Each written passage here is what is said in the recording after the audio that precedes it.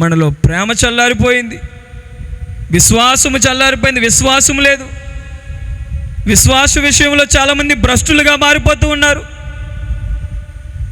ఆ దైవ సేవకుడు ఇక్కడ నిలవబడి ఆరాధన చేస్తూ ఉన్నప్పుడు, అమ్మ అందరూ ఆరాధనలో పాల్గొనండి, దేవుడు మిమ్మల్ని స్వస్థపరుస్తాడు అని చెప్పినప్పుడు, ఏం స్వస్థపరుస్తాడులేండి, ఎప్పుడు చేసే ఆరాధనే కదని చెప్పేసి చాలామంది అలా వెళ్ళిపోతున్నారు తప్పించి ఈ విశ్వాసం ఏది?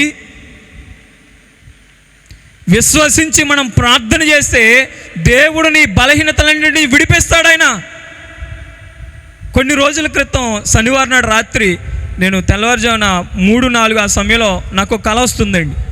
కళ ఏంటంటే, నా ఈ కుడికాలు ఏదైతే ఉందో ఆ కుడికాలు సరిగ్గా పనిచేయట్లేదు అనమాట అండి. విపరీతమైన నొప్పి వచ్చేస్తుందంట కళ్ళలోని.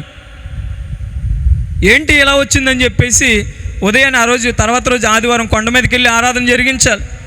ఉదయాన్నే లెగిసి చూసేటప్పటికి నేను కళలో ఏదైతే నొప్పి చూశానో అదే నొప్పి నా కాలుకు వచ్చేసిందండి. కాలు పనిచేయట్లేదు సరిగ్గాని, విపరీతమైన నొప్పి. కొండ మీదకి ఆరాధనకు వెళ్ళాలి, అక్కడికి ఆరాధనకు వెళ్ళిపోయిన ఏదోలాగా బండి వేసుకుని అక్కడికి వెళ్ళినా సరే అక్కడ ఆరాధన చేస్తుంటే నేను నిలవబడలేకపోతున్నాను, ఎందుకంటే విపరీతమైన నొప్పి. మధ్యాహ్నం ఇంటికి వచ్చాను, ఇంటి దగ్గర కూడా ఆరాధన జరుగుతుంది. ఆరాధనలో నేనేమో ఇలాగా నాకు తెలియకుండానే నేను ఒక మాట మాట్లాడాను.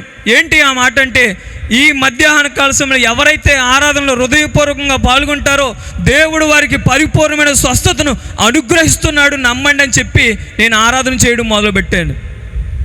ఆరాధన అయిపోయింది. ఆరాధన అయిపోయిన తర్వాత కీర్తన భాగాన్ని వివరిస్తానమాట అండి. ఈవెన్ ఆరాధనలో కూడా నేను నిలవబడలేక మోకాళ్ళు వేసి ఆరాధన చేశాను, ఎందుకంటే నాకు విపరీతమైన నొప్పి వచ్చేస్తుందని. నేను ఎప్పుడైతే ఆరాధన ముగించి కీర్తన భాగాన్ని వివరించి కూర్చున్నానో ఆ మరుక్షణమే దేవుడు నాకు ఏం చేశాడంటే సంపూర్ణమైన స్వస్థతను అనుగ్రహించాడు. దేవునికి స్తోత్రం, హల్లెలూయా.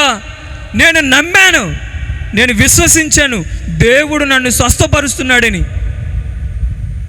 మనలో చాలామందికి ఏమవుతుందంటే, దైవ సేవకుడు నిలబడి తన వాక్యాన్ని, తన ప్రవచనాన్ని ప్రకటిస్తూ ఉన్నప్పుడు చాలామంది నమ్మడం లేదు. అమ్మ దేవుడు నీ బలహీనత నుంచి విడిపిస్తాడమ్మా, దేవుడు నీ ఇబ్బంది నుంచి నేను విడిపిస్తాడు అని సావుకులు చెబుతున్నప్పుడు ఆ మాటకి లోబడిన వారు, విధేయత చూపని వారు చాలామంది ఉంటూ ఉన్నారు.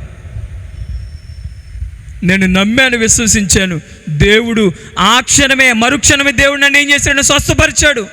ఇప్పటికీ స్టిల్ 20 రోజుల పైన అవుతుందండి, ఇప్పటికీ మరలా నాకు ఆ బలహీనత అనేది నా దరి చేరలేదు.